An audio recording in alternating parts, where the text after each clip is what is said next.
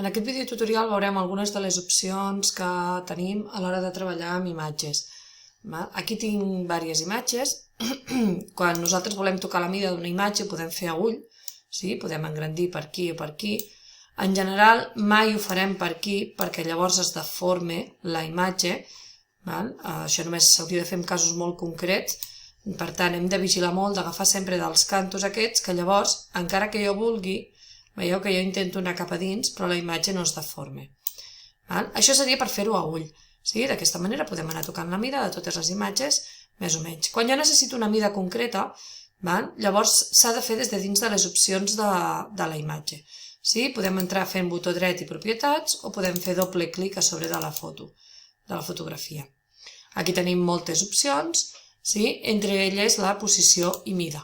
Dins de la posició i mida tenim on s'encore, quina posició tindrà, etc. Això és per si jo sé que la vull alinear de l'esquerra o a la dreta exacta, clavada, doncs des d'aquí es pot fer, o centrar, o alguna cosa d'aquestes.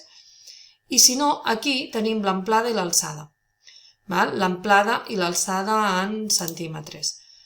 Llavors, si jo vull que conservi la relació, això és important que ho tingui marcat, perquè si no el que farà és que me la deforme.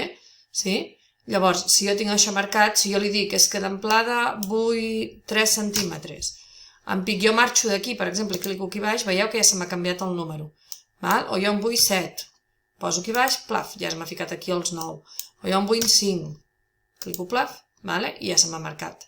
D'aquesta manera, si jo tinc marcat això de conserva la relació, jo puc ficar d'amplada o d'alçada la mida que necessiti i l'altra me la calcule automàticament, sense que jo hagi de fer res. I em pic fai d'acord, ara m'ha ficat la mida que jo li he posat, que eren 5 centímetres. Si li poso 3, doncs fico 3.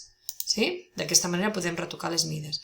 Una altra cosa que es pot fer amb les imatges, fixeu-vos que quan jo apreto la imatge aquí em canvien algunes opcions. La majoria de les opcions les tenim per aquí, que podem fer amb les imatges. Tot això són els ajustaments, aquí tenim l'àncora, que la teníem allà, aquí també tenim l'alineació, centrat, cosetes, aquí tenim per posar-hi una vora, que en aquest cas en té una de color verd, doncs podem fer diferents opcions. Aquí també tenim lo de l'escapsa, la imatge. L'escapsa serveix per retallar un tros d'imatge si a mi no m'interessa que es vegi sencera. Per exemple, aquesta imatge està escapçada. Com sé que aquesta imatge està escapçada? Doncs el mateix, si jo faig botó dret i propietats i vaig a la pestanya de l'escapsa, veieu que la imatge era així de gran i jo he retallat i m'he quedat només amb aquest tros, perquè no m'interessaven totes aquestes coses vermelles que sortien pel costat. Llavors jo puc tornar a la mida original i fer d'acord. No, la mida original, perdó, ens torna al... Jo puc desescapçar. Veieu que si jo apreto el botó d'escapsa i vaig desfent el retallat, això va augmentant. I llavors jo puc fer l'escapsa per aquí manual, a ull.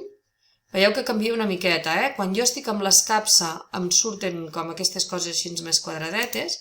En canvi, si jo clico aquí, veieu que em surten els quadradets normals, que aquests els que fan és fer gran i petit. Si jo vull escapçar, he de venir aquí. I podem escapçar, per exemple, així a ull. Acabem d'escapçar i em quedo amb la mida que jo vulgui o que necessiti. D'aquesta manera, veieu que és la diferència.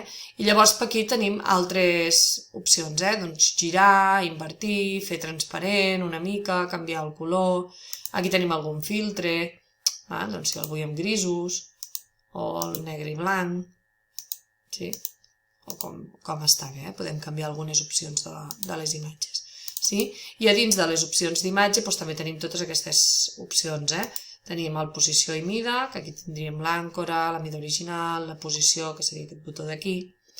Altres opcions, que ara mateix té un enllaç, aquí l'espaiat amb el text, l'ajustament, l'enllaç, que té un enllaç posat a la imatge, si la volem girar, l'escapsa, volem ficar vores, una àrea, transparència, etc.